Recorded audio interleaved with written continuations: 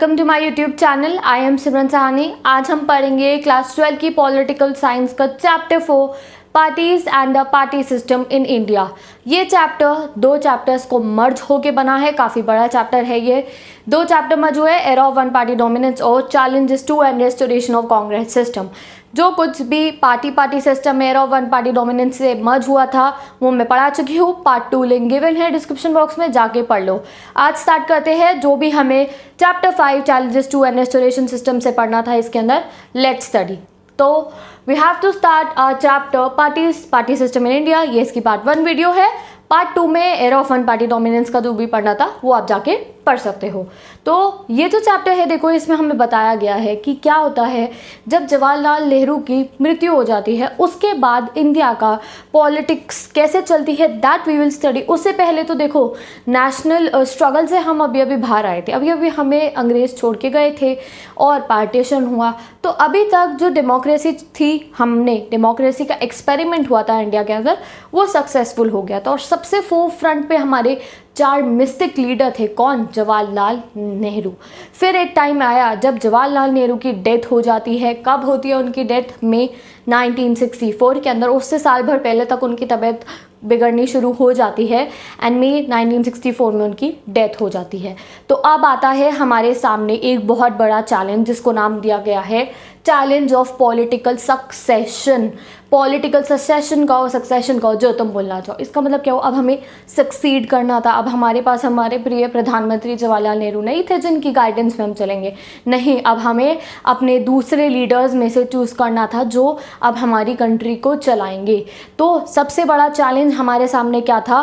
Challenge of political succession में कि प्रधानमंत्री जवाहरलाल नेहरू की डेथ हो जाती है मई 1964 के अंदर। तो फर्स्ट चैलेंज हमारे सामने क्या आता है? Question of succession. अब कौन?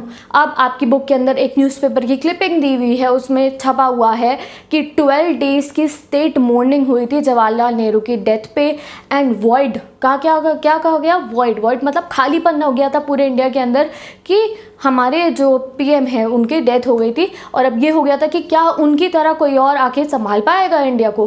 That was the main question. Second चीज़ क्या हुई कि अब नेहरू जी की डेथ के बाद क्या इंडिया का डेमोक्रेसी अभी भी वैसे ही चलेगी? क्या ये जो इतनी बड़ी कंट्री के अंदर हमने डेमोक्रेटिक एक्सपेरिमेंट करा है, क्या ये सक्सेसफुल होगा? तो सेकंड क्वेश्चन क्या हुआ हमारा? ये हुआ। And third very big problem in front of us, very big confusion in front of us was that कि जो न्यू लीडरशिप आएगी, यानी कि जवाहरलाल नेहरू के बाद हम जिसे भी नया प्रधानमंत्री बनाएंगे, क्या वो मल्टीपल क्राइसिस को फेस कर पाएंगे? Now what are the multiple crisis? ये कौन से डिकेड की हम बात करें, कौन से सालों की बात कर रहे हैं?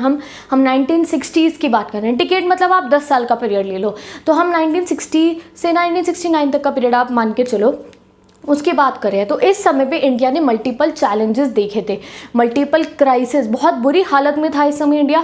जैसे होता है ना कि हर जगह से मुश्किलें आके तुम्हारे पे टूट रही हैं, वो हालत थी इस समय पे इंडिया की। क्या क्या हुआ था? हमारे पॉवर्टी बहुत ज़्यादा थी, इनइक्वालिटी, सोशल डिस्क्रिमिनेशन। अब ब्रिटिशर्स चले गए, गांधी जी कह के थक गए, बट हमारे यहाँ से सोशल डिस्क्रिमिनेशन ख़त्म नहीं हुआ था। कम्यूनल और रीजनल राइट्स होने लग गए थे काफ़ी सारे इलाकों के अंदर, और रीजनल और कम्युनल डिवीज़न भी हुआ। डिवीज़न मतलब हमने देखा था कि अलग अलग स्टेट्स ने अपनी लैंग्वेज के बेसिस पर डिमांड मांगनी शुरू कर दी थी कि भैया हमें ये वाला स्टेट बना दो, हमें ये वाली स्टेट बना दो, हमें हमारी ऑटोनॉमी दे दो, हमें हमारी ऑटोनॉमी दे दो। नेक्स्ट क्या हुआ कि एक समय ऐसा भी आया जब हमारे को फेमाइन भी फेस करनी पड़ी। तो इस सब गड़बड़ के बीच में इतनी सारी मल्टीपल क्राइसिस के सामने क्या हमारी जो डेमोक्रेसी है वो सरवाइव कर पाएगी? देखो, जब इंडिया में फर्स्ट टाइम इलेक्शन हुए थे तो बाहर के अखबारों ने छापा था कि ये तो एक एक्सपेरिमेंट हो रहा है, ये फेल हो जाएगा, ये वो। तो अब यही क्वेश्चन आ गया था कि क्या वो डेमोक्रेसी फेल कर जाएगी, इंडिया डिसइंटीग्रेट हो जाएगा छोटे छोटे टुकड़ों में, या फिर जो नए लीडर हैं वो आराम से आके इंडिया का हाथ पकड़ लेंगे और इंडिया संभल जाएगा? तो that was the main question.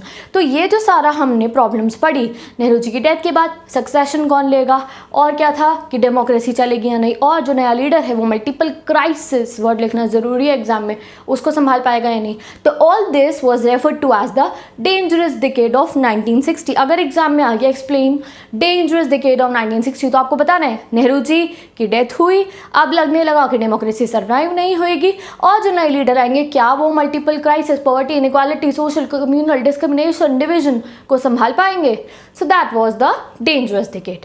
अब क्या होता है, लेट्स सीधा आगे की स्टोरी पढ़ते हैं हम कि किसने संभाली इंडिया की कमान नेहरू जी के बाद। तो टॉपिक देख के तुम्हें समझ में आ गया होगा, फ्रॉम नेहरू टू शास्त्री। तो बुक में पहली ही लाइन में सीधे अक्षरों में बता दिया गया कि लोग जितना घबरा रहे थे, इतनी कन्फ्यूजन थी, वो ऐसे चुटकियों में हल हो जाती है। बहुत ईजिली हम मूव करते हैं फ्रॉम नेहरू जी टू शास्त्री जी। कौन? लाल बहादुर शास्त्री इंडिया के नेक्स्ट प्राइम मिनिस्टर बनते हैंगे। कौन सजेस्ट करता हैगा? जो के कामराज थे उस समय पे कांग्रेस के जो प्रेसिडेंट थे कांग्रेस पार्टी के, उन्होंने, और जो पार्टी के बड़े बड़े लीडर्स थे उन्होंने सोचा कि अब हम लाल बहादुर शास्त्री जी को हमारा प्राइम मिनिस्टर बना देंगे। और उस समय पे लाल बहादुर शास्त्री जी को डिफाइन करा गया as non controversial leader of UP. वो यूपी के, उत्तर प्रदेश के मिनिस्टर थे and he was a non controversial, यानी कि वो कभी भी कॉन्ट्रोवर्सीज में नहीं रहते थे। He was very determined towards his work, अपने प्रिंसिपल्स के ऊपर अपना काम करते थे, कॉन्ट्रोवर्सी से दूर रहने वाले इंसान थे ये। And he was also the cabinet minister. जब नेहरू जी उनकी प्राइम मिनिस्टरशिप चल रही थी तब ये कैबिनेट मिनिस्टर भी थे, और पहले ये लीडर थे फ्रॉम यूपी। अब इनकी एक स्पेशलिटी बता रखी है एग्जाम में लिखने को आए तो, सिंप्लिसिटी, बहुत ही सिंपल थे ये, सादगी भरे ये इंसान थे, एंड कमिटमेंट टू प्रिंसिपल्स। अगर ये कुछ कह देना तो वो उसको करके दिखाते थे। प्रिंसिपल्स जो इन्होंने अपने बनाए हुए थे उसके लिए बहुत ज़्यादा ये डिटरमाइंड थे। तो एक बारी ऐसा ही प्रिंसिपल्स का बता रखा है कि ये रेलवे मिनिस्टर थे, उस समय पर ये रिज़ाइन कर देते after a major railway accident. अब आज के टाइम पर कौन अपनी गलती की जिम्मेवारी लेता है? इंडिया में एक मेजर रेलवे एक्सीडेंट हुआ, आपको बताया नहीं है कौन सा है तो हम नहीं पढ़ेंगे। एक मेजर रेलवे एक्सीडेंट हुआ, उस समय पे रेलवे मिनिस्टर कौन थे? हमारे लाल बहादुर शास्त्री। तो उन्होंने रिज़ाइन कर दिया, उन्होंने अपनी गलती मानी, उन्हें लगा कि उनकी वजह से हुआ है, उनकी निगरानी में ये सब हुआ है, तो उन्होंने रिज़ाइन कर दिया। तो दिस शोज इज प्रिंसिपल। कौन आज के टाइम पे अपनी गलती मानता है? नहीं, पर उन्होंने अपने प्रिंसिपल्स शो उस समय पे कर दिए थे। अब ये बहुत ही ईजिली हमारा सक्सेशन हुआ, हम सक्सीड कर गए नेहरू जी से शास्त्री जी से। शास्त्री जी आए और उन्होंने इंडिया की कमान संभाली और बहुत अच्छे से ही स्टार्टेड रूलिंग। बट जिस समय लाल बहादुर शास्त्री जी की रूलिंग स्टार्ट हुई उस समय पे इंडिया के अंदर मेजर प्रॉब्लम्स थी, यानी कि बहुत सारी प्रॉब्लम्स थी इंडिया के अंदर। What were the problems? ये 1964 से 66 की बात है। देखो इन्होंने कब से कब तक रूल करा? 64 से 66 तक लाल बहादुर शास्त्री जी ने रूल करा था। 64 से क्यों स्टार्ट हुआ? क्योंकि नेहरू जी की डेथ हो गई थी 64 के अंदर, ये प्रधानमंत्री बने, एंड 66 तक इन्होंने रूल करा। खाली इतने समय इन्होंने क्यों बताया? Why he was a prime minister only for these years? अभी आगे बढ़ाती हूँ। तो क्या होता है, मेजर प्रॉब्लम्स थी इनके सामने। अब ऐसे समझो कि तुम क्लास की मॉनिटर बन गए हो और उस समय पे क्लास में एनुअल फंक्शन आ जाए, टीचर तुम्हें बोल के भैया बच्चों को क्लास से बाहर नहीं जाने देना, तो तुम्हारी हालत बुरी हो जाएगी, क्योंकि हमें पता है एनुअल फंक्शन के टाइम पे बच्चे तो बाहर भगते हैं एक दूसरे के पीछे पीछे। और क्या होता है, या फिर सोचो उस समय पे दिवाली है और तुम्हारे को ड्यूटी मिल गई है कि स्कूल में बॉम्ब नहीं फटने देने हैं, तो उस समय पे मॉनिटर बनना सबसे बड़ी गलती होती है। तो ये वैसा सही समय था, उसी समय पे हमारे लाल बहादुर शास्त्री जी प्राइम मिनिस्टर बने थे। But he handled all the major problem. Okay, तो मेजर चैलेंजेस तो थे, बट वो कौन से मेजर चैलेंजेस थे? सबसे पहला चैलेंज क्या था कि हमारे को अपनी इकोनॉमी को रिवाइव करना था। उससे पहले हाल ही में हमारा चाइना के साथ वॉर हुआ था, साइनो इंडिया वॉर, जो जवाहरलाल नेहरू के लीडरशिप के अंडर में हमारा वो वॉर हुआ था। तो जब भी वॉर होता है तो इकोनॉमी 10 साल पीछे चली जाती है, ऐसा कहा जाता है। तो इकोनॉमी पे बहुत इफेक्ट पड़ा था चाइना के वॉर के बाद। दूसरा, पॉवर्टी बहुत ज़्यादा बढ़ गई थी इंडिया के अंदर। तीसरा, फेमाइन यानी कि सूखा पड़ गया था, भूखमरी आ गई थी, और मॉनसून फेल हो गया था। मॉनसून फेल मतलब सूखा पड़ गया, ड्रॉट आ गई, और इन सब का रीजंस की वजह से, फेमाइन, ड्रॉट, मॉनसून फेल, इनकी वजह से इंडिया के अंदर फूड क्राइसिस हुए। इंडिया के पास आप ये समझो we were not self sufficient in the food grains. हमारे पे खुद को खिलाने के लिए कुछ था ही नहीं। बंगाल फेमाइन भी हमने पढ़ा हुआ है। तो वैसी ही सिचुएशन थी बिल्कुल हमारा जो इंडिया था, इकोनॉमी बेकार, पॉवर्टी, डिस्क्रिमिनेशन, ऊपर से फेमाइन। तो इस हालत में हमारी आप कह सकते हो लीडरशिप संभाली किसने? हमारे लाल बहादुर शास्त्री जी ने। तो ये तो फूड आइटम से रिलेटेड फर्स्ट हमारा क्राइसिस हो गया, आप ये मान लो। सेकंड क्राइसिस क्या हुआ हमारा? सेकंड मेजर प्रॉब्लम क्या थी कि 1965 के अंदर ही हमारा वॉर छिड़ जाता है पाकिस्तान के साथ। अब वॉर छिड़ गया, अभी एक वॉर से संभले नहीं थे, दूसरा वॉर फिर आ गया पाकिस्तान के साथ में। तो उस समय पे जो कुछ भी हुआ वो हैंडल करा हमारे लाल बहादुर शास्त्री जी ने, और उन्होंने इस चीज़ को क्या एक स्लोगन दिया उन्होंने अपनी सारी इन लड़ाइयों से लड़ने के लिए, मेजर प्रॉब्लम से लड़ने के लिए, जय जवान जय किसान। जय जवान क्यों? कि पाकिस्तान से फाइट कौन करेगा? हमारे जवान करेंगे। एंड जय किसान क्यों? क्योंकि भुखमरी से, ड्रॉट से कौन लड़ेंगे? फार्मर्स ही तो लड़ेंगे। तो उन्होंने फेमस स्लोगन हमने बचपन से सुना है, जय जवान जय किसान, वो लाल बहादुर शास्त्री जी ने बनाया था। And we fought all the major challenges under his leadership. Then suddenly what happened, 10 जनवरी 1966 को, मैंने आपको बताया ना इन्होंने सिर्फ इतने से टाइम पे रूल क्यों करा।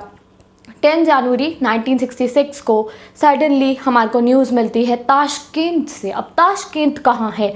ताशकेंत उस समय में यूएसएसआर के अंदर था, सबको पता होगा यूएसएसआर क्या हैगा, ओल्ड सोवियत यूनियन। वहाँ से ताशकेंत से खबर आती है कि एक्सपायर हो गए हैं हमारे लाल बहादुर शास्त्री जी। हमारे प्राइम मिनिस्टर वहाँ गए क्यों थे? अब वो ताशकेंत गए थे एग्रीमेंट साइन करने पाकिस्तान के प्रेसिडेंट के साथ, मोहम्मद अयूब खान के साथ हमारे लाल बहादुर शास्त्री एग्रीमेंट साइन करने गए थे, जिसको कई बार ताशकेंत एग्रीमेंट भी कहा जाता है। क्यों साइन करने गए थे? वॉर चल रहा था, जैसे मैंने आपको बताया 1965 के अंदर। तो जब भी देखो वॉर ख़त्म करना होता है तो उसके पीस के लिए कोई ना कोई एग्रीमेंट साइन होता है।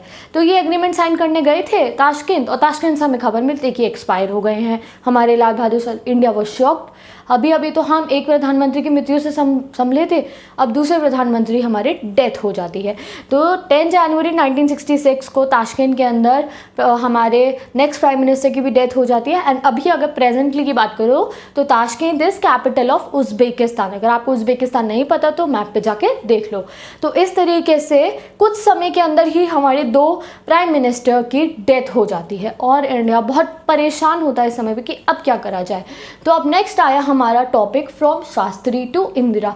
अब नेहरू जी के बाद क्वेश्चन था अब कौन प्राइम मिनिस्टर बनेगा, तो अब अखिल देयर वाज अ क्वेश्चन अब किससे बनाए प्रधानमंत्री।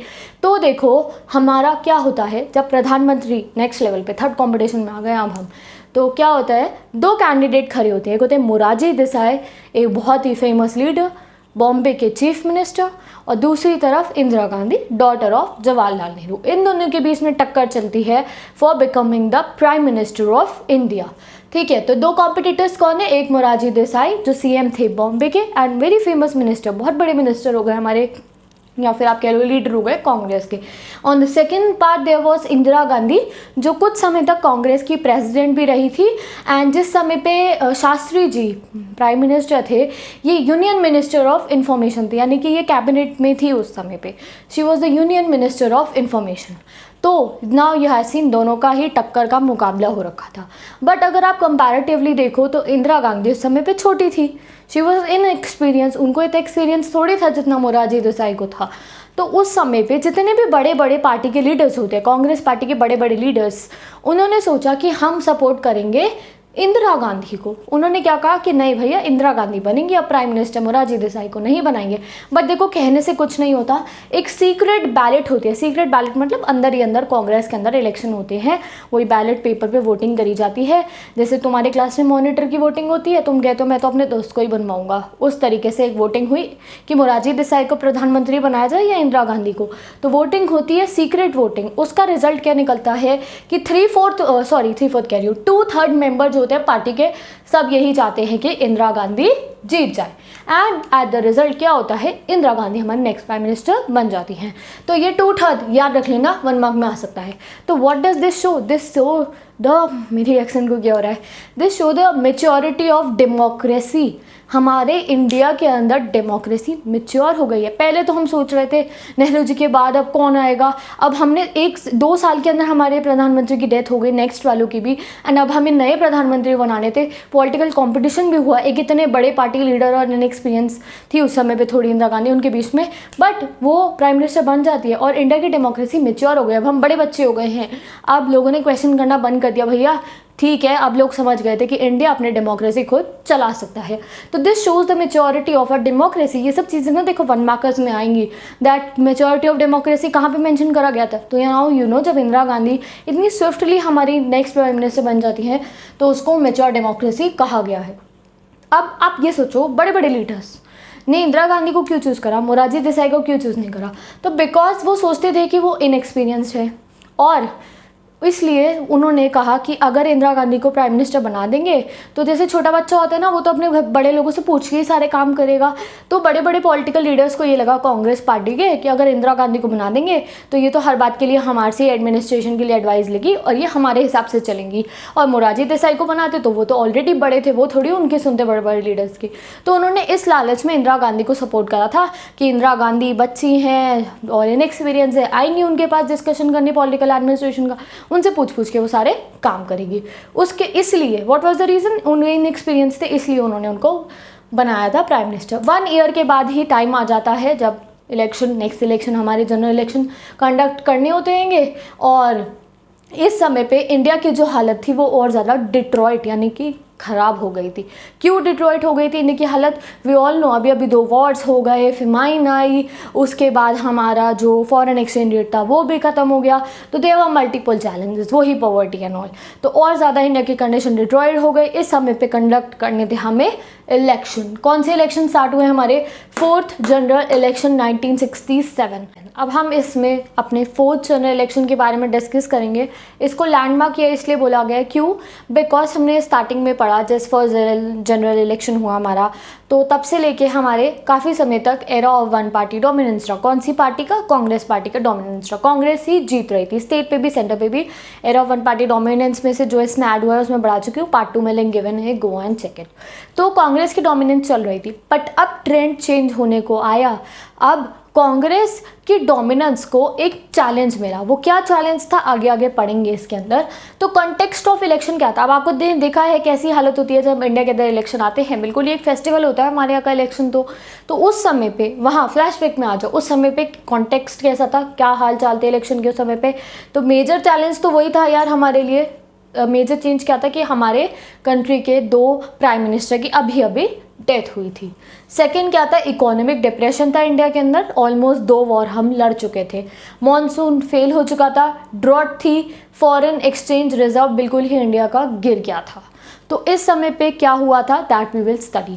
तो जब इंदिरा गांधी को प्राइम मिनिस्टर बना दिया जाता है ना लाल बहादुर शास्त्री के बाद, तो उनके फर्स्ट डिसीजंस क्या थे इंदिरा गांधी के? Let's study. अब देखो, first time Indira Gandhi prime minister बनी है, तो लेट्स सी जैसे ही वो प्राइम मिनिस्टर बनती है वो क्या क्या काम करती हैं। तो देखो, सबसे पहले वो क्या करती है, शी डिवैल्यूएटेड द इंडियन रूपी। अगर इकोनॉमिक्स के बच्चे हो तो डिवैल्यूएशन का मतलब पता ही होगा। देखो, हम अपनी करेंसी को डॉलर से नापते, हर करेंसी को। तो अब हमें ज़्यादा पैसे चाहिए थे डॉलर को ख़रीदने के लिए।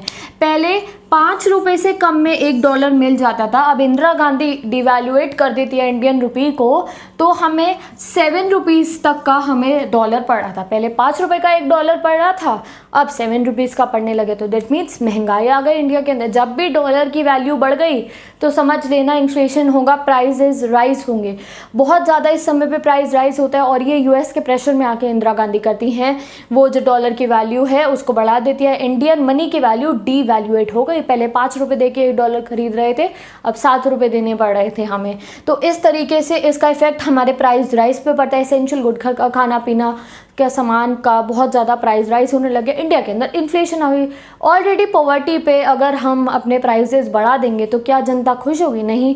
तो इस समय पे इंदिरा गांधी से जनता ना खुश हो जाती है। क्यों? अभी वो प्राइम मिनिस्टर बनी थी, डीरेगुलेशन, डीवैल्यूएट कर दी करेंसी, और क्या करा, प्राइस बढ़ने लग गए। तो ऑब्वियस है, तो उन लोगों ने क्या करा, गुस्सा दिखाया अपना। किसके थ्रू दिखाया? बंद और हड़ताल कर उन्होंने ये कहा कि तुम क्या कर रहे हो, आते सार तुमने डिवैल्यूएट कर दी करेंसी, प्राइस बढ़ रहे हैं, हमें कांग्रेस की गवर्नेंस अच्छी नहीं लग रही है। बंद और हड़ताल होने शुरू हो गए। अब कोई गवर्नमेंट का भी तो कोई स्टैंड देखेंगे हम। लोग कह रहे थे ये बेकार लोग हैं, तो गवर्नमेंट ने क्या कहा, law and order problem. Government ने बात को समझा नहीं। गवर्नमेंट ने ये नहीं समझा कि लोग महंगाई बढ़ रही है इसलिए प्रोटेस्ट कर रहे हैं। गवर्नमेंट ने क्या इसको कह दिया, law and order problem. Law और ऑर्डर के अंदर प्रॉब्लम आ रही है इसलिए ऐसा हो रहेगा। तो इस चीज़ से जो पब्लिक है वो और ज़्यादा बिटर हो जाती है, यानी कि और भी ज़्यादा गुस्सा हो जाती है। एंड इस समय पे जो जनता की बात होती है उसको कांग्रेस पार्टी एंड इंदिरा गांधी नहीं समझते कि महंगाई की वजह से जनता को गुस्सा आ रहा है। तो अब देखो, जब भी कोई एक पार्टी हिलती है डगमगा रही है तो ऑपोजिशंस खड़े हो जाते हैं।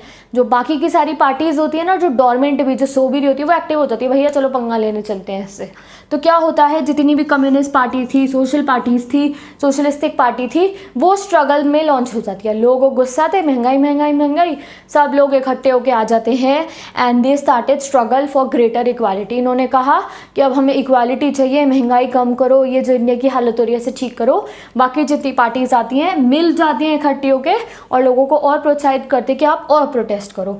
ये जो समय था बहुत ज़्यादा चेंजेस आए कम्युनिस्ट पार्टी के अंदर भी, आप पढ़ सकते हो communist Marxism and all that, वो इतना इंपॉर्टेंट नहीं है। तो पार्टीज़ के अंदर भी कुछ चेंजेस आए, ऑपोजिशन पार्टीज़ के अंदर। एंड ये वो समय था जब हमें वर्स्ट हिंदू मुस्लिम राइट को देखने को मिले सिंस इंडिपेंडेंस। पहली बार सबसे ज़्यादा बुरे हिंदू मुस्लिम राइट्स हुए थे इस समय पर। तो आपने कंटेक्स्ट देख लिया, जैसे इंदिरा गांधी प्राइम मिनिस्टर बनी, क्या हुआ इंडिया में, महंगाई बढ़ी, लोगों ने प्रोटेस्ट करे और जितनी पॉलिटिकल पार्टीज बाकी की सो रही थी, कम्युनिस्ट हो सोशलिस्ट हो, सब जाग गई कि अब आएंगे इकट्ठे कांग्रेस से बदला लेने या कांग्रेस को अपनी सीट से हटाने। तो शुरू हो गया नॉन कांग्रेसिज्म। नॉन कांग्रेसिज्म मतलब 3 सालों से, 3 इलेक्शन से कांग्रेस की डोमिनेंस चल रही थी, स्टेट में भी सेंटर में भी। तो अब पार्टी पॉलिटिक्स शुरू हो जाती है, काफ़ी सारी ओपोजिशन पार्टीज़ इमर्ज होके आ जाती हैं। जैसे कि अभी बीजेपी की सरकार है तो अभी हमारी ओपोजिशन कौन है, कांग्रेस हो गई, समाजवादी पार्टी होगी, Bahujan Samajwadi party, they are we can call them opposition parties. तो उस समय पे opposition party socialistic party, communist party होती थी। तो कांग्रेस के खिलाफ अब सारी ओपोजिशन पार्टीज उठ गई, पहले सो रही थी अब उठ गई। अब जो अपोजिशन पार्टीज थी उनको समझ में आ गया कि हमारे वोट्स डिवाइड हो जाते हैं, इसलिए कांग्रेस पावर में है। देखो कम्युनिस्ट एंड सोशलिस्ट वाली पार्टी वालों के वोट बच जाते थे एंड कांग्रेस की इस वजह से जीत हो जाती थी। अब तुम 3 दोस्त हो इकट्ठे, तुम किसी पार्टी के, तुम इलेक्शन में पार्टिसिपेट कर रहे हो, चाहे तुम तीनों दोस्त हो पर वोट तो बटेंगे ना, चाहे तुम तीनों इकट्ठे रहना चाहते हो पर वोट तो बटेंगे और इस वजह से जो चौथा जना है उसको फ़ायदा हो जाएगा। तो अब ये बात अपोजिशन समझ जाती है कि हमारे वोट बट रहे हैं, इसलिए कांग्रेस पावर के अंदर आ रही है। कि इसलिए क्या एक वो लोग एक सॉल्यूशन निकालते हैं इसका, वो 3 दोस्त, वो काफ़ी सारी पार्टीज क्या सॉल्यूशन निकालती है, चाहे कोई पार्टी किसी भी आइडियोलॉजी की हो, different party different ideology got together to form anti Congress, यानी कि एक बहुत बड़ा कोलिशन टाइप आप कह सकते हो। एक ग्रुप बना, उसमें अलग अलग पार्टीज आई, डिफरेंट पार्टीज जिनकी सोच विचार मिलते ही नहीं, एक लेफ्ट हो गई एक राइट हो गई। क्या होता है, एक पार्टी है उसकी सबसे बड़ी क्या चीज़ होती है, स्टार्टिंग में मैंने आपको अभी पार्ट 2 में देखना जाके रहा, वन पार्टी डोमिनेंस में जितनी भी पॉलिटिकल पार्टीज़ होती हैं उनका अपनी एक आइडियोलॉजी होती है, उसके बेसिस पे वो चलती हैं। तो इस समय पे कांग्रेस के खिलाफ अलग अलग आइडियोलॉजीज़ की पार्टीज़ एक अपना कोलिशन फॉर्म कर लेती हैं, इकट्ठी आ जाती हैं, एक अपना ग्रुप फॉर्म कर लेती हैं। बस उनके मन में क्या है कि भैया कांग्रेस को सीट से हटाना है। जैसे दुश्मन का दुश्मन दोस्त वाली एक कहानी यहाँ पे स्टार्ट हो जाती है।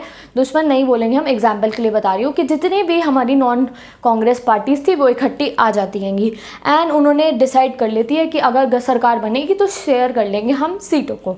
और इंदिरा गांधी को इनको चांस क्यों मिला, अब यही समय क्यों आया, पहले क्यों बाकी पार्टीज़ ने नहीं सोचा कि हम इकट्ठे होकर कांग्रेस को हटाते हैं, इसलिए क्योंकि इस समय पे इंदिरा गांधी प्राइम मिनिस्टर बन गई थी, लोग उनको इनएक्सपीरियंस समझ रहे थे और इस समय पे कांग्रेस के अंदर इंटरनल फैक्शंस में प्रॉब्लम आ रही थी।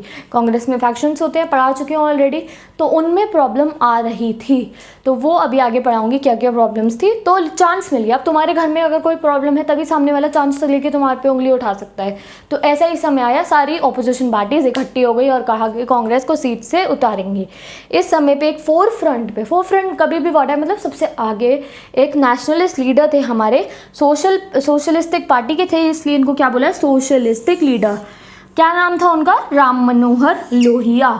इन्होंने ही वो वर्ड निकाला नॉन कांग्रेसिज्म। नॉन कांग्रेसिज्म मतलब अब कांग्रेस नहीं रहेगा, अब कांग्रेस की सरकार हम नहीं बनने देंगे। और इन्होंने क्या कहा कि जो कांग्रेस अब रूल कर रही है दैट इज़ अनडेमोक्रेटिक, अब ये डेमोक्रेसी के हिसाब से रूल नहीं कर रहे। इन्होंने इतनी महंगाई बढ़ा दी, लोगों ने एतराज़ करा, लोगों ने प्रोटेस्ट करा, इंडिया में तो कब से प्रोटेस्ट हो रहा है, तो इन्होंने कहा कि ये लॉ एंड ऑर्डर प्रॉब्लम है। और इन्होंने क्या कहा कि ये पुअर ऑर्डिनरी पीपल के इंटरेस्ट पे ध्यान नहीं देती है कांग्रेस, यानी कि कांग्रेस आम जनता की बात नहीं सुन रही है। तो इन्होंने क्या कहा कि अब हम नॉन कांग्रेसिज्म गवर्नमेंट बनाएंगे, बिना कांग्रेस की गवर्नमेंट बनाएंगे एंड अपनी डेमोक्रेसी को रिक्लेम करेंगे। तो फोर फ्रंट पे कौन से लीडर के बारे में हमने पढ़ा? राम मनोहर लोहिया। जो इससे नेक्स्ट वाला चैप्टर है उसमें इनके बारे में और डिटेल में पढ़ेंगे। तो विद दिस आपका ये कंप्लीट हो गया है फर्स्ट ऑफ द टॉपिक्स आपके चैप्टर के, थोड़ा सा ही बचा लेट्स स्टडी। तो हमने पढ़ लिया किस तरीके से इंडिया में इलेक्शंस किस तरीके से हेल्ड अप होने लगे। तो आप देख रहे हो जवाहरलाल नेहरू की डेथ के बाद कितने सारे चेंजेस आए इंडिया की पॉलिटिक्स के अंदर। तो आगे का कॉन्टेक्स्ट पढ़ते हैं कि 1967 के जनरल इलेक्शन कैसे हुए और कौन जीता था 1967। तो फोर्थ जनरल इलेक्शन का अपना रिजल्ट जानते हैं। रिजल्ट को यहाँ लिखा है इलेक्टोरल वर्डिक्ट। देखो ये जो फोर्थ जनरल इलेक्शन था ना, ये कांग्रेस के लिए बहुत अलग था क्योंकि फर्स्ट टाइम ऐसा हुआ कि बिना नेहरू जी के कोई इलेक्शन लड़े जा रहे थे।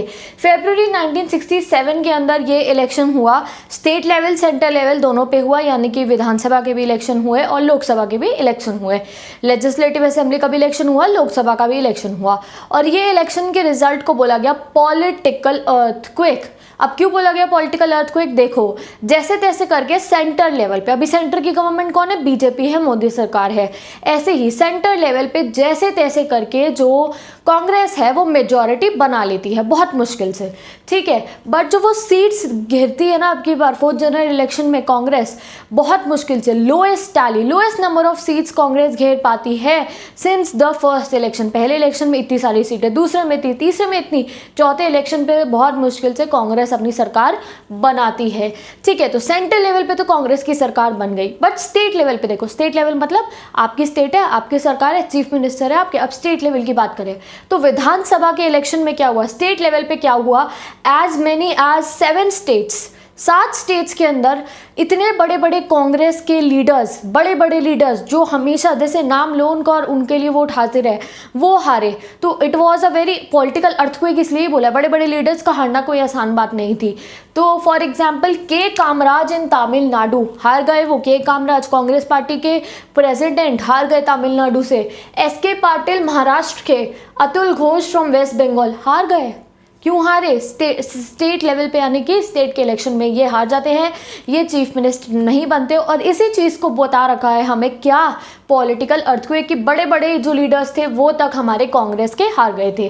स्टार्ट से जो 7 स्टेट्स ऐसी थी जो मेजॉरिटी से हारी, यानी कि वहाँ पे मेजॉरिटी गवर्नमेंट बन गई थी। और कुछ स्टेट ऐसी थी जो डिफेक्शन से हारी। नाउ व्हाट इज डिफेक्शन अभी यहाँ बताऊंगी। आया राम गया राम एक टॉपिक है, उसमें हमें डिफेक्शन समझ में आएगा।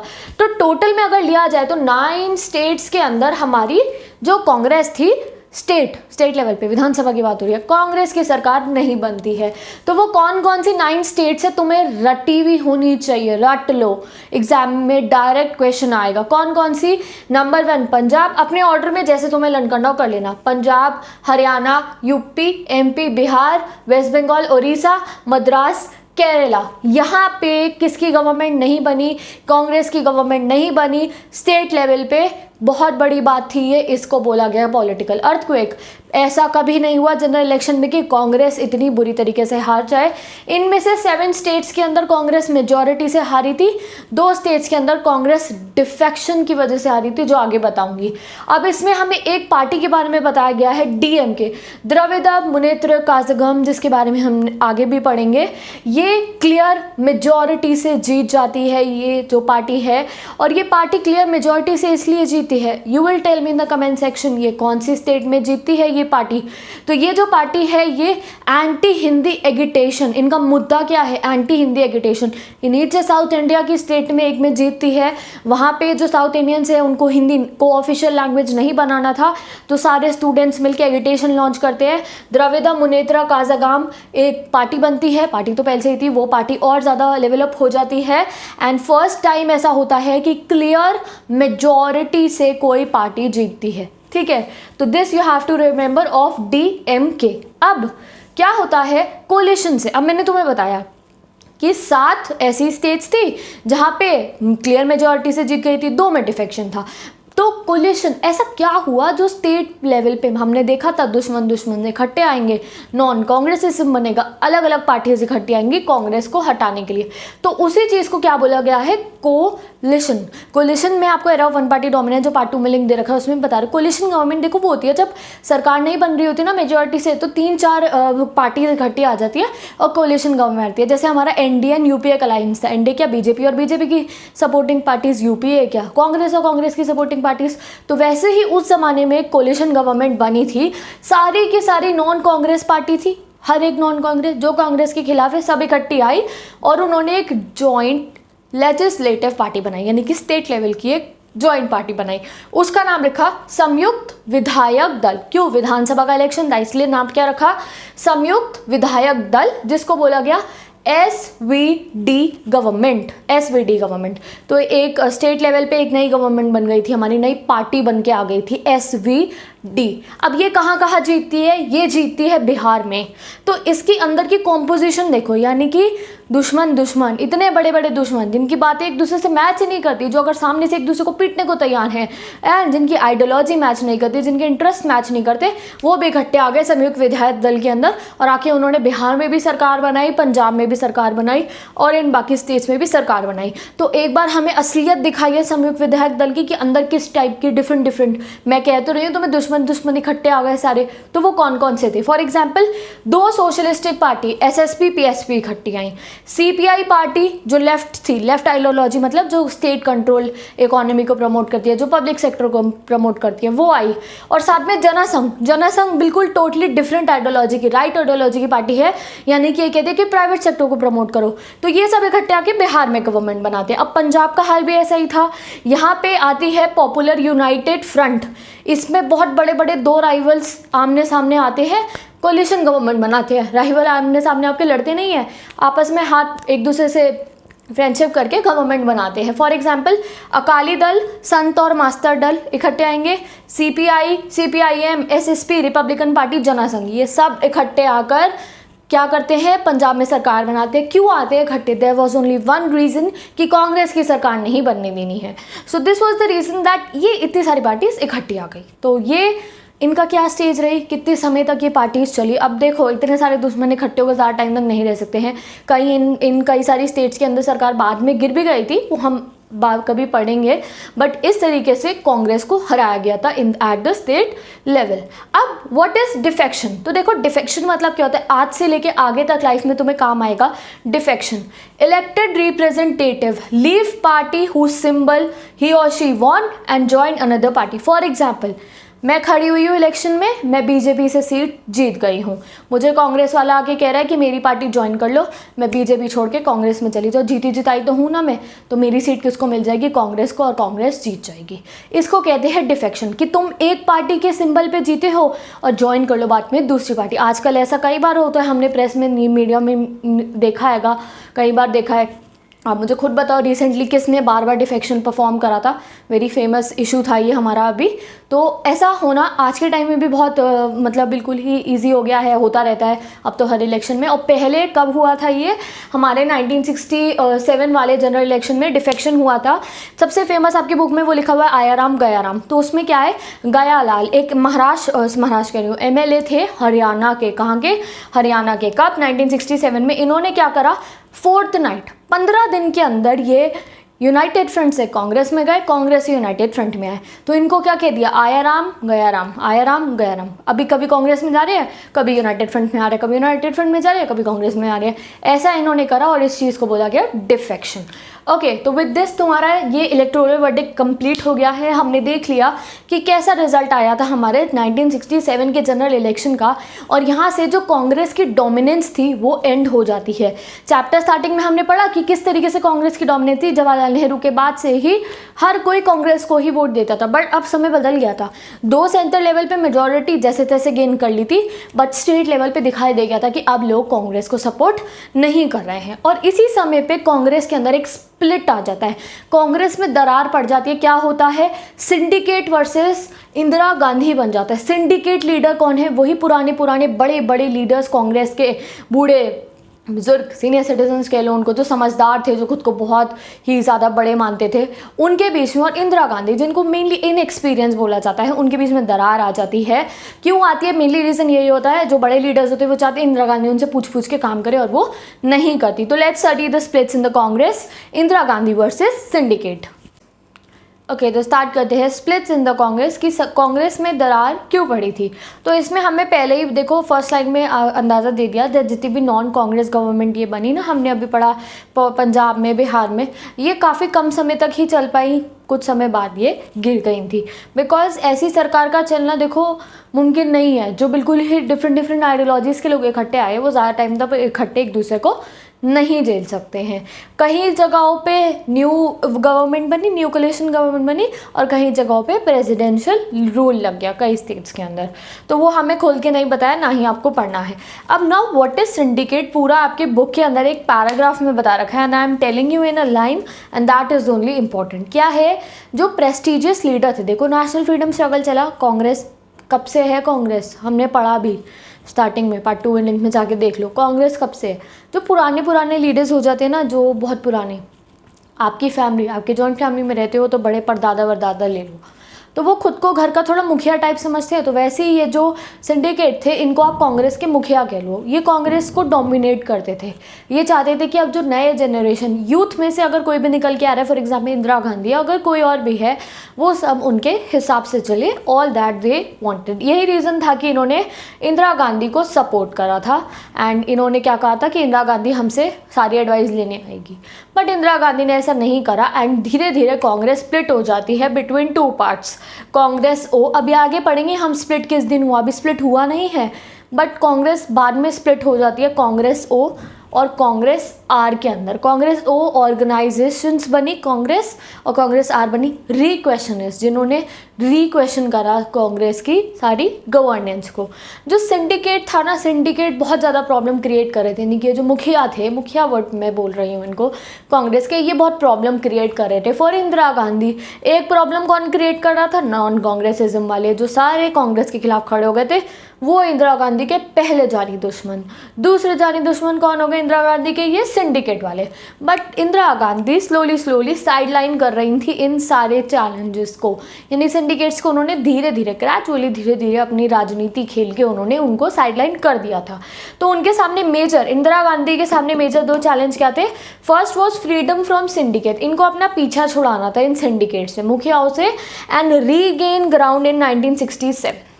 जो कोई भी जगह पे ये 1967 के इलेक्शन में हार गई थी ना, अभी ये पॉलिटिकल अर्थक्वेक में इंदिरा गांधी जहाँ हारी थी। दूसरा चैलेंज क्या था कि अब जब अगले इलेक्शन आएंगे तो इन्हें वहाँ पे दोबारा कांग्रेस की सरकार बनानी थी। जो कांग्रेस की डोमिनेंस खत्म हो गई, मैंने अभी तुम्हें बताया, वो इंदिरा गांधी को रेस्टोर करनी थी कांग्रेस की डोमिनेंस। तो पहला चैलेंज क्या था? Syndicate problem. Second was to restore the image of Congress. अब जो पावर स्ट्रगल था, अब ये स्ट्रगल वैसे देखा जाए तो किसका स्ट्रगल था? पावर का स्ट्रगल था। इंदिरा गांधी के पास पावर आ गई थी, सिंडिकेट आ रहे थे, उनके पास रहे। तो इंदिरा गांधी ने एक अपनी राजनीति के लिए, आप सबने राजनीति मूवी देखी होगी रणबीर कपूर वाली, तो उसमें जैसे रोलर कोस्टर राइड पे हम बैठते वैसे ही चैप्टर में बैठे हुए हैं, अभी देखना तुम आगे क्या क्या होगा। तो इंदिरा गांधी ने ये पावर स्ट्रगल को, हमेशा पॉलिटिक्स में स्ट्रगल किसको होता है? पावर का, सत्ता का। ये पावर स्ट्रगल को इन्होंने एक अलग मोड़ दे दिया, बना दिया इसको एक आइडियोलॉजी का स्ट्रगल। जैसे यूएसएसआर हमने पूरा कोल्ड वॉर एरा चैप्टर में पढ़ा कि उनकी आइडियोलॉजी कम्युनिज्म कैपिटलिज्म के ऊपर एक इतना बड़ा वॉर छिड़िया था। तो उन्होंने आइडियोलॉजी का स्ट्रगल बना दिया, किसके स्ट्रगल को? इस पावर स्ट्रगल को। इंदिरा गांधी ने कहा कि मैं अब लेफ्ट ओरिएंटेड हो गई हूँ, अब हम कांग्रेस को लेफ्ट ओरिएंटेड बनाएंगे। अगर तुम्हें अभी तक लेफ्ट नहीं पता, newer and classical political science, तो लास्ट टाइम बता देती हूँ। लेफ्ट वो लोग होते हैं, लेफ्ट विंग, जो गवर्नमेंट पॉलिसीज़ को, जैसे यूएसएसआर में कम्युनिज्म था, कम्युनिज्म को आप कह सकते हो एक तरीके से लेफ्ट। वो क्या कहते हैं? पब्लिक सेक्टर के थ्रू, यानी कि गवर्नमेंट के थ्रू सोसाइटी के अंदर रिफॉर्म आए। और राइट कौन होते हैं? कैपिटलिज्म वाले, जो यूएसए की आइडियोलॉजी थी। वो क्या कहते हैं कि प्राइवेट सेक्टर के हाथ में सब कुछ दे दो, वो डेवलपमेंट लेकर आएगा। तो इंदिरा गांधी ने क्या कहा कि अब मैं लेफ्ट ओरिएंटेड हो जाऊंगी। उन्होंने 10 पिन पॉइंट प्रोग्राम निकाले, एग्जाम में ज़रूर आएगा 1 मार्क में। 1967 के अंदर 10 पिन पॉइंट प्रोग्राम का फर्स्ट हाईलाइटिंग फीचर क्या था कि प्राइवेटाइजेशन से पब्लिक सेक्टर कर दिया जाएगा और इसका मतलब नेशनलाइज कर दिया जाएगा। इसमें इन्होंने इतने सारे बैंक्स को नेशनलाइजेशन करा, इन्होंने पब्लिक डिस्ट्रीब्यूशन ऑफ फूड करा, फूड डिस्ट्रीब्यूट करा। इन्हीं की तो सरकार चल रही थी। 10 पिन पॉइंट प्रोग्राम निकले 1967 के जनरल इलेक्शन के बाद। फूड डिस्ट्रीब्यूशन हुआ। और क्या करा इन्होंने, हाउसेस दिए पुअर को। और क्या करा इन्होंने बैंक्स को नेशनलाइज करा, इन्होंने लैंड रिफॉर्म्स लाई। और जो ज़मींदारी सिस्टम था उसमें जो आप कह सकते हो बहुत सारे बड़े बड़े ज़मींदारों पे बहुत ज़्यादा ज़मीनें थी, उनसे ज़मीनें ले ली और वो पुअर्स में डिस्ट्रीब्यूट करी। इस टाइप की चीज़ें, लैंड रिफॉर्म्स वगैरह इंदिरा गांधी ने अपने 10 पिन पॉइंट प्रोग्राम में करे थे। तो इस तरीके से हमारा कांग्रेस चल रहा था। अभी स्प्लिट नहीं हुई है, यानी कि बिल्कुल ही ऑफिशियली नहीं हो गया कि कांग्रेस बढ़ गई है, नहीं, अभी नहीं हुआ। वो होता है प्रेसिडेंशियल इलेक्शन ऑफ 1969 के बाद। और बहुत ही इंटरेस्टिंग है ये, ऐसा लगेगा तुम्हें कि एक छोटा सा एपिसोड देख रहे हो किसी मूवी का interesting. So let's study the presidential election 1969। तो अभी तक ये जो लड़ाई चल रही थी सिंडिकेट और इंदिरा गांधी की, ये अंदर खाते चल रही थी। अंदर खाते मतलब फोर्थ फ्रंट पे नहीं थी, सामने नहीं थी। अब ये जो दुश्मनी थी ये सामने आ जाती है। कब आती है, जब हमारे पीडी जाकिर, जो हमारे प्रेसिडेंट थे जाकिर हुसैन, उनकी डेथ होती है। प्रेसिडेंट की डेथ हो जाती है जाकिर हुसैन की। तो अब जब प्रेसिडेंट की डेथ हो गई है तो प्लेस वेकेंट तो नहीं रहेगी, नए प्रेसिडेंट को इलेक्ट करना होगा। तो इस समय पे जो दुश्मनी है इंदिरा गांधी की और सिंडिकेट की, ये सामने निकल कर आती है। सिंडिकेट नॉमिनेट करते हैं कांग्रेस की तरफ से। अगर आपको नहीं पता, फ्लैशबैक में चलते हैं 11th क्लास में प्रेसिडेंशियल इलेक्शन कैसे होते हैं। प्रोपोर्शनेट रिप्रेजेंटेशन सिस्टम से जो इलेक्टोरल कॉलेज है, यानी कि हमारे जितने भी हमने पॉलिटिकल लीडर्स को इलेक्ट करा है वो मिलके हमारे प्रेसिडेंट को इलेक्ट करते हैं। क्या तुम प्रेसिडेंट को इलेक्ट करते हो? कभी करा है आज तक अपनी लाइफ में? नहीं। तुम्हारे मम्मी पापा ने करा? नहीं। जिन लीडर्स को हम इलेक्ट करते हैं ना, वो इलेक्टोरल कॉलेज, वो उनको इलेक्ट करते हैं प्रेसिडेंट को थ्रू प्रोपोर्शनेट रिप्रेजेंटेशन। और जो प्राइम मिनिस्टर है और जो हमारे सीएम है, वो कौन से मेथड से, लोकसभा और विधानसभा के इलेक्शन कैसे होते हैं? Through the FPTP. But presidential election होता है प्रोपोर्शनल रिप्रेजेंटेशन से। General knowledge of political science कभी मत भूलना। तो प्रोपोर्शनल रिप्रेजेंटेशन से जब हमारा ये इलेक्शन होता है तो हर एक पार्टी को किसी ना किसी को नॉमिनेट करना होता है। और सेकेंडली को इंडिपेंडेंट नॉमिनेशन भी, मैं भी जाके भर सकती हूँ आगे चल के कि मुझे प्रेसिडेंट बनना है, या तुम भी भर सकते हो, तुम्हारी फ्रेंड भी भर सकती है, ठीक है। तो इस तरीके से सिंडिकेट जो है, यानी कि जो कांग्रेस की तरफ से एक कैंडिडेट खड़े होते हैं, एन संजीवा रेड्डी। ये कोई ऐसे वैसे इंसान नहीं थे, ही was a very known congressman और ये उस समय पे लोकसभा के स्पीकर थे, एन संजीवा रेड्डी। इनको कांग्रेस खड़ा कर देती है कि हमारी तरफ से ये नॉमिनेशन में है, ये बनेंगे प्रेसिडेंट जाकिर हुसैन की डेथ के बाद। अब इंदिरा गांधी के एक मेजर राइवल थे ये N Sanjiva Reddy. Indira Gandhi prime minister, N Sanjiva Reddy president, तो क्लैश तो एमिनेंट था। तो इसीलिए ही देखो सिंडिकेट्स की चालूपंथी, इन्होंने जानबूझ के एन संजीवा रेड्डी को क्यों खड़ा करा? बिकॉज बहुत ज़मानों से इंदिरा गांधी और संजीवा रेड्डी दुश्मन थे, तो इसलिए वो इनको नॉमिनेट करते। अब इंदिरा गांधी चुप थोड़ी बैठेंगी, तो व्हाट शी डिड, उन्होंने जो वाइस प्रेसिडेंट थे उस समय पे विवी गिरी, उनको जाके प्रिक करा, उनको जाके बोला कि तुम ये नहीं भर रहे अपना, तुम ही भर दो अपना नॉमिनेशन। उन्होंने उनको प्रिक करा कि तुम भी अपना नॉमिनेशन भरो प्रेसिडेंट के लिए, वाइस प्रेसिडेंट भी भर सकता है। तो उन्होंने कहा कि तुम इंडिपेंडेंट नॉमिनेशन फाइल कर दो, किसी पार्टी के थ्रू नहीं, इंडिपेंडेंट नॉमिनेशन, जैसे मैं भरने वाली थी ना, इंडिपेंडेंट नॉमिनेशन भर दो कि तुम्हें प्रेसिडेंट बनना है। किसने प्रिक करा? इंदिरा गांधी ने विवी गिरी को, ठीक है जी, फाइल कर देते हैं। सेकेंडली इस समय पे इंदिरा गांधी क्या करती है, 14 बैंक को नेशनलाइज कर देती है, यानी कि पब्लिक सेक्टर में इन्वॉल्व कर देती है 14 बैंक्स को। और abolition of privy purse, it is a controversial issue. Privy purse क्या है, सुन लो, समझ लो। प्रिवी पर्स देखो, एक वो था, जैसे आपको पता है कि इंस्ट्रूमेंट ऑफ ओकेशन साइन कराया था सरदार वल्लभ भाई पटेल ने सारे प्रिंसली स्टेट्स के राजाओं से कि आ जाओ हम इंडिया में मर्ज हो जाओ। क्यों? क्योंकि ब्रिटिशर्स जाते हुए बॉम्ब फोड़ गए थे, इंडिया के साथ रहने इंडिया के साथ रहो, पाकिस्तान के साथ रहने पाकिस्तान के साथ रहो, या अपना एक नया नेशन बना लो। तो उस समय पे सरदार वल्लभ भाई पटेल ने जाके इंस्ट्रूमेंट ऑफ ओकेशन साइन कराया। अब उस इंस्ट्रूमेंट ऑफ ओकेशन में प्रिवी पर्स नाम की प्रिविलेज मिली थी, यानी कि अब ऐसी थोड़ी कोई राजा एकदम से इंडिया के साथ, उसे भी तो कोई तुम चॉकलेट टॉफ़ी दोगे तभी तो वो आएगा। तो उनको क्या दिया गया था? Privy purse. क्या था? कुछ तुम्हें उनको ऑटोनॉमी थोड़ी सी दे दी गई थी कि उनको कुछ ग्रांट्स मिलेंगे, ऐसा नहीं है कि राजाओं से सारी पावर छीन ली जाएगी। और एक पूरा एक एग्रीमेंट टाइप साइन हुआ था कि प्रिवी पर्स उनको दिया जाएगा। अब इंदिरा गांधी क्या करती है, प्रिवी पर्स को अबॉलिश कर देती है, यानी कि ये जो प्रिंसेस को, राजाओं को जितनी भी प्रिविलेजेस मिल रही थी, गवर्नमेंट से ग्रांट मिल रहा था, वो सब बंद हो जाएगा, वो अबॉलिश कर दिया उन्होंने। एंड इस चीज़ को एक बार पहले नेहरू जी ने भी इम्पोज करने को कहा था, बट ये मना हो गई थी, राज्यसभा में इसका वो गया था, बट ये उस समय पे मना हो जाता है। बट अब इंदिरा गांधी ऑर्डिनेंस पास कराएंगे। What is ordinance? ऑर्डिनेंस एक प्रेसिडेंट, जो एक आप कह सकते हो प्रेसिडेंट अगर कोई लॉ पास कर दे तो it is known as the ordinance. वो पार्लियामेंट में पास नहीं हुआ है वो एक्ट या लॉ, वो प्रेसिडेंट ने पास कर दिया। ऑर्डिनेंस की फुल डेफिनेशन लेट आप लोग सर्च करना और आप बताना मेरे को, ठीक है। तो प्रेसिडेंट पास कर देते ऑर्डिनेंस, प्रिवी पर्स अबॉलिश हो जाता है। अब जो मोरारजी देसाई थे, स्टार्टिंग में जो इंदिरा गांधी के जो दुश्मन थे या फिर उनके कॉम्पिटिटर थे, उस समय पे वो फाइनेंस मिनिस्टर थे और डिप्यूटी प्राइम मिनिस्टर भी थे।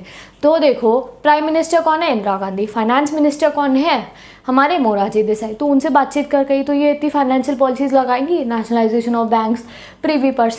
मोरारजी देसाई ने प्रीवी पर्स के हटाने को बोला breach of faith. Breach of faith मतलब कि कहा कि ये तो धोखाधड़ी कर रहे हैं हम प्रिंसेस के साथ, उनको हमने मर्जर एग्रीमेंट साइन ही ये करवाया था कि हम आपको ऑटोनॉमी देंगे, और आज जब हम सब कुछ हमारा सब सही हो गया तो आज हम अपना भरोसा तोड़ दे।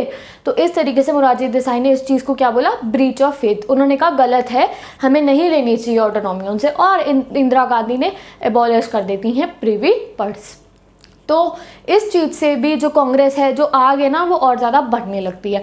पहले इतनी दिक्कत हो रही होती है और ये सीट से ना खुश हो गए मोरारजी देसाई रिज़ाइन कर देते हैं, कांग्रेस को छोड़ देते हैं। अब उनसे आज झेला नहीं जा रहा था ये सब, ही लेफ्ट द कांग्रेस। अब क्या हुआ?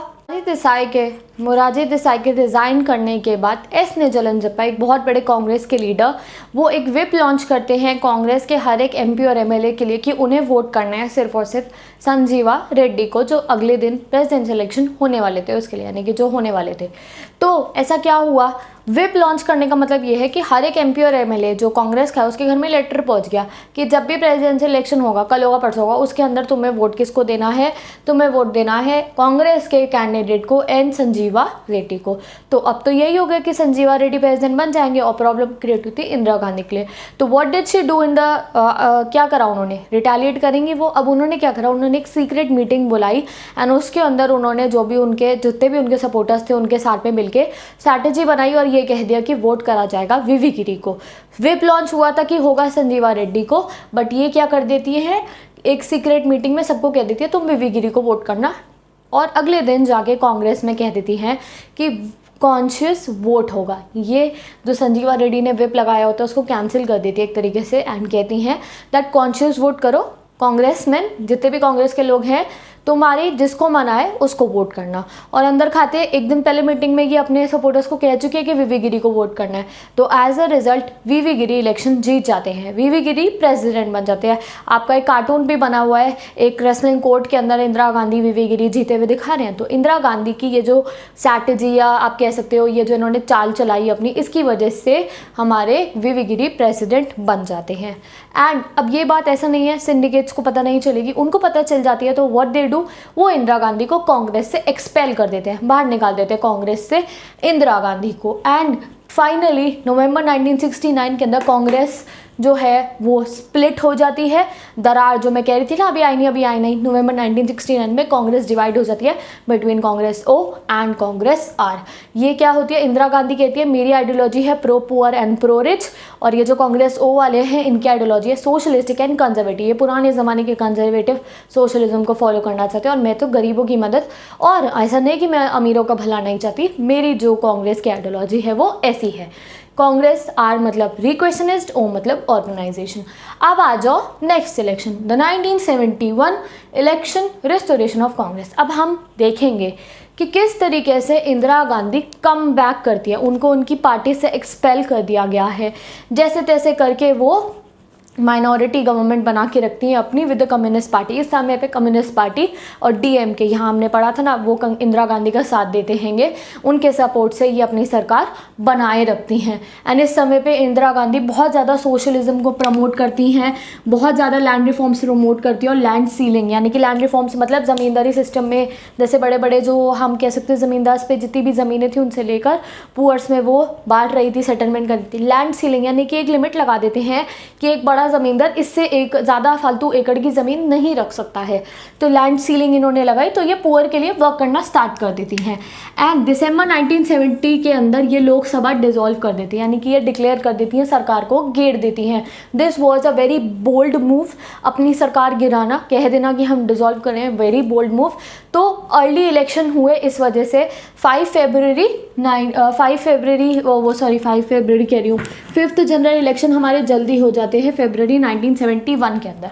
वैसे अगर तुम हिसाब लगाओ तो लास्ट इलेक्शन कब हुआ था, फरवरी 1967 के अंदर, तो 5 साल बाद इलेक्शन कब होना था, ऑब्वियस है हम 72 के अंदर कंडक्ट करवाते, but early dissolution of the Lok Sabha की वजह से फरवरी 1971 के अंदर दोबारा इलेक्शन होते हैं। इस चीज़ को याद रखना, इस गैप को याद रखना कि ऐसा क्यों हुआ था, क्योंकि इंदिरा गांधी दिसंबर में डिसॉल्व कर देती है लोकसभा को, तो इसलिए फ्रेश इलेक्शंस कंडक्ट हो जाते हैं जल्दी। अब इस इलेक्शंस का कंटेक्स्ट पढ़ेंगे कि क्या होता है इस इलेक्शंस के अंदर। अब इस इलेक्शन के अंदर हमें पता है कि आमने सामने की टक्कर होगी बिटवीन इंदिरा गांधी की कांग्रेस एंड सिंडिकेट की कांग्रेस। तो आमने सामने की टक्कर हुई कांग्रेस आर की और कांग्रेस ओ की। जो कांग्रेस ओ थी, लोगों को यही लग रहा था कि असली पावर इनके पास है, मुखिया, बड़े बड़े लीडर, सब लोगों को यही लगा कि ये लोग जीतेंगे क्योंकि इनके पास असली पावर है। और ये जो कांग्रेस ओ थी ना, सिंडिकेट वाली, इनके और भी बहुत सारे लोग इकट्ठे आ जाते हैं। अब नया एम क्या बन गया था लोगों के पास, यानी कि बाकी पॉलिटिकल पार्टीज, ऑपोजिशन पार्टीज के पास, कि अब हमें इंदिरा गांधी को हटाना है। अब इनका एक नया एम आ गया था। तो फिर से जैसे लास्ट टाइम विधानसभा के इलेक्शन के लिए बड़ी सारी पार्टीज इकट्ठी आई थी, तो अब हमारे सेंट्रल लेवल के इलेक्शन के लिए बहुत सारी पार्टीज इकट्ठा आती हैं और वो एक अपना ग्रैंड अलायंस बनाती हैं, यानी कि बहुत बड़ा गठबंधन बनाती है। अलग अलग पार्टीज फालतू की आइडियोलॉजी मैच नहीं करे, इंटरेस्ट मैच नहीं करे, बट फिर भी इकट्ठी आई इंदिरा गांधी को हटाने के लिए सिर्फ और सिर्फ। फॉर एग्जाम्पल SSP, PSP, भारतीय जनसंघ, स्वतंत्रता पार्टी, भारतीय क्रांति दल, इतनी बड़ी बड़ी पार्टीज ने एक अम्ब्रेला ऑर्गेनाइजेशन फॉर्म करी, नाम रखा उसका ग्रैंड अलायंस। अब इस ग्रैंड अलायंस का मुद्दा क्या था, मोदी जी ने सरकार बनाई थी, हमारा एक स्लोगन था। क्या था उस टाइम पे स्लोगन, अच्छे दिन आने वाले हैं। अपना एजेंडा लेकर आए वो बीजेपी, अपना एजेंडा लाई कि हम ये करेंगे, ये करेंगे, ये करेंगे। इनके पास कुछ नहीं था प्रोग्राम के अंदर, इनका बस एक ही इशू था, क्या था, no issue, no agenda, no programme. इन्होंने अपना स्लोगन क्या रख दिया, इंदिरा हटाओ। स्लोगन क्या मारा इन्होंने, इंदिरा हटाओ। तो ये जो इतना बड़ा ग्रैंड अलायंस बना, इट हैड नो मोटिव, बिना मोटिव का एक अलायंस बनाया और स्लोगन रख दिया इंदिरा हटाओ। तो this was everything was conducted to take revenge from Indira Gandhi, मतलब बस ये था कि इंदिरा गांधी को हटा दो। तो इस तरीके से आप देख सकते हो कि she was a first women prime minister, आप कह सकते हो। तो यहाँ हमें देख रहा है कि वो कितनी पावरफुल थी, माइंड से भी बहुत ज़्यादा वो पावरफुल थी। और आगे चल के जो ये लीडर्स थे जो उनके खिलाफ थे ना, उन्होंने भी एक ना एक बार उनकी तारीफ करी थी। अब इंदिरा गांधी ऐसा नहीं था, कांग्रेस आर जो थी वो अकेली थी, उसको उस समय पे CPI यानी कि कम्युनिस्ट पार्टी ऑफ इंडिया उसको सपोर्ट कर रही थी और ग्रैंड अलायंस बना था। ग्रैंड अलायंस का स्लोगन क्या था, इंदिरा हटाओ। अब इंदिरा गांधी, उनकी कांग्रेस थी, कांग्रेस आर, उन्होंने एक पॉजिटिव मूव करा। उन्होंने ये सब चीज़ें जो उनके खिलाफ हो रही थी उसको नज़रअंदाज करा and she had a slogan, गरीबी हटाओ। गरीबी हटाओ, उन्होंने कहा कि मैं गरीबों के लिए भला करूँगी। उन्होंने टारगेट करा दलित्स को, आदिवासी को, माइनॉरिटी को, लैंडलेस लेबरर्स को एंड उनसे, यानी कि मेनली जो पुअर लोग थे उनको टारगेट करा। उनको कहा कि मैं तुम्हारा भला करूँगी एंड उनको उस चीज़ का फ़ायदा मिला। उस समय पे काफ़ी सारे लोग लैंडलेस थे, काफ़ी सारे लोग जो थे उनके साथ डिस्क्रिमिनेशन हो रहा था। So she got support from the poor people and उन्होंने अपना स्लोगन बना गरीबी हटाओ। ग्रैंड अलायंस का स्लोगन क्या था, इंदिरा हटाओ। अब पढ़ते हैं आउटकम कि 1971 का इलेक्शन हो गया, इनका स्लोगो गरीबी हटाओ, इनका स्लोगो क्या था कि इंदिरा हटाओ। तो 1971 का जनरल इलेक्शन बहुत ही ड्रामेटिक था, जैसे कि इसको करने का डिसीजन था, जल्दी हुए थे तो डिसीजन ड्रामेटिक था, वैसे ही रिजल्ट भी ड्रामेटिक था। कांग्रेस आर, इंदिरा गांधी की कांग्रेस इतनी ज़्यादा सीटों से जीतती है जितनी ज़्यादा सीटों से आज तक जवाहरलाल नेहरू के टाइम पे भी कांग्रेस नहीं जीती थी। तो जो era of one party dominance में हमने पढ़ा था ना, और जो हमने पढ़ा कांग्रेस की डोमिनेंस ख़त्म, अब हो गई कांग्रेस की डोमिनेंस रिस्टोर एंड अब उससे भी ज़्यादा अच्छे तरीके से कांग्रेस वापस आई। क्या हुआ, कांग्रेस ने फर्स्ट टाइम ऐसा हुआ, first second third general election में भी कांग्रेस ने इतनी सीटें नहीं जीती थी जो अब की बार के इलेक्शन में जीत ली थी बिकॉज ऑफ इंदिरा गांधी। तो कितनी सीटें जीती थी टोटल अगर देखा जाए तो 375 सीटें जीती थी और 48.4% वोट क्लियर मेजॉरिटी से जीत गए थे। एंड अकेले अगर कांग्रेस की देखो, ये तो सीपीआई के साथ मिक्सचर में सीट बता रखी है 375, और अगर अकेले कांग्रेस की देखो तो 352 सीट इंदिरा गांधी की कांग्रेस ले गई थी, कांग्रेस आर, और 44% of the votes Congress R जीत गई थी। अब अगर तुम सोच रहे हो मुखिया सिंडिकेट्स का क्या हुआ होगा, तो कुल 16 सीटें उन्हें मिली थी, 1/4% ऑफ द वोट। अभी अपनी कॉपी में लिख लो। तो यहाँ बड़े बड़े लोगों को भी उन्होंने टक्कर दे दी। तो लेट्स डिस्कस कि ये जो ग्रैंड अलायंस था उसका क्या हुआ, वो आगे पढ़ेंगे। अब जब ये हुआ, कांग्रेस ओ को उन्होंने ऐसे झाड़ू मार के साफ कर दिया।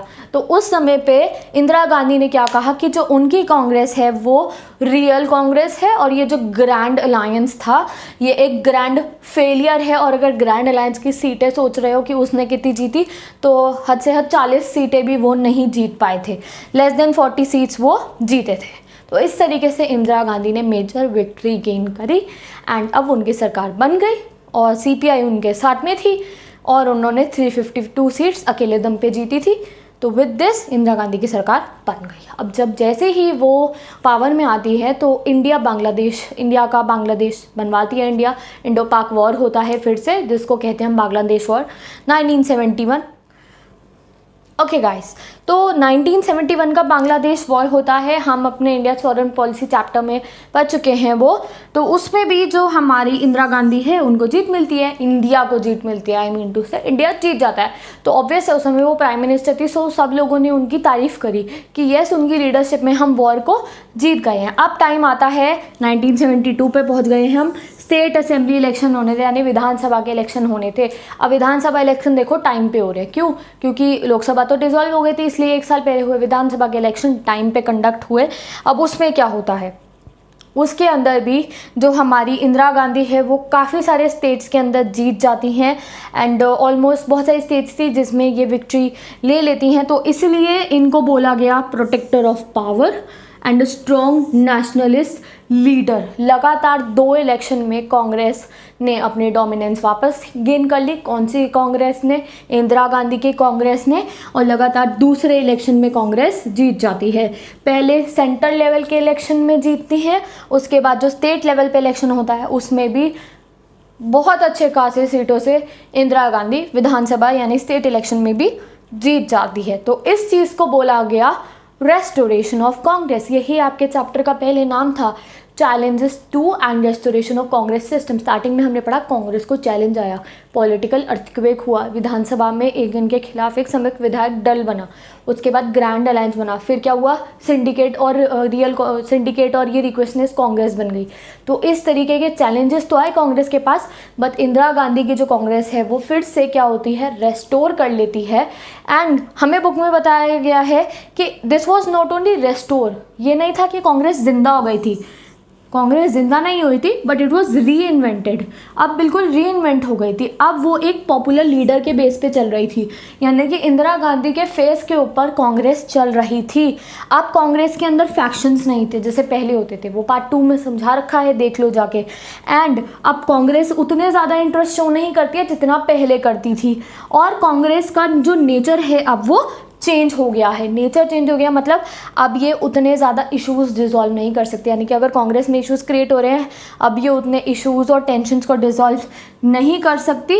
एंड ऐसा नहीं था कि अब कांग्रेस के जीतने के बाद पूरी जनता लोग खुश हो गए थे, कोई अनरेस्ट नहीं था। अभी भी ये नहीं था कि इंदिरा गांधी ने कहा गरीबी हटाओ तो सब कुछ हो गया, नहीं, अभी भी डेवलपमेंट को लेकर इंडिया में अनरेस्ट चलता रहता था। कई लोग ऐसे थे जो अलग अलग तरह के पार्ट्स में हमारे प्रोटेस्ट चल रहे थे for the development, that we will study in the next chapter. तो विद दिस आपने कांग्रेस का चैलेंज भी पढ़ लिया, रेस्टोरेशन भी पढ़ लिया, और era of one party dominance से हमने पॉलिटिकल पार्टी का मीनिंग पढ़ा। एंड हमने क्या पढ़ा था उसमें, हमने पढ़ा किस तरीके से जो फर्स्ट 4 जनरल इलेक्शन थे उसमें कांग्रेस की डोमिनेंस थी, और इसमें हमने नेहरू जी के मरने के बाद, उनकी मृत्यु के बाद का सारा पढ़ा, how did the Congress restored itself after the death of Nehru ji. तो with this party and party system chapter आपका पूरा कंप्लीट हो गया गाइस। आई होप तुम्हें अच्छे से ये चैप्टर समझ में आ गया होगा। And if you have any query you can comment me down और if you want the notes of this chapter, और किसी भी चैप्टर के, पॉलिटिकल साइंस के अगर तुम्हें नोट्स चाहिए, हिस्ट्री के चाहिए, ज्योग्राफी के चाहिए, इको के चाहिए, 11th में हो और 12th में ह्यूमैनिटीज़ का कोई भी सब्जेक्ट तुम्हारे पास है, मेरे इंस्टाग्राम आईडी पे तुम्हें डायरेक्ट नोट्स मिलेंगे, क्वेश्चन आंसर्स मिलेंगे, टाइप्ड भी, हैंड रिटन भी, और टेस्ट मिलेगा इस चैप्टर का, बाकी सभी चैप्टर्स का। So go and follow me on Instagram, starting में भी तुम्हें लिंक दिख गया होगा और डिस्क्रिप्शन बॉक्स में लिंक गिवन है। और अगर इस वीडियो का पिंड कमेंट चेक करोगे तो क्लास 12th की पॉलिटिकल साइंस के हर एक चैप्टर का लिंक दे रखा है, इंस्टाग्राम पे जाओ, अपना क्वेश्चन आंसर्स प्रिपेयर करो and get your self ready for your board exams.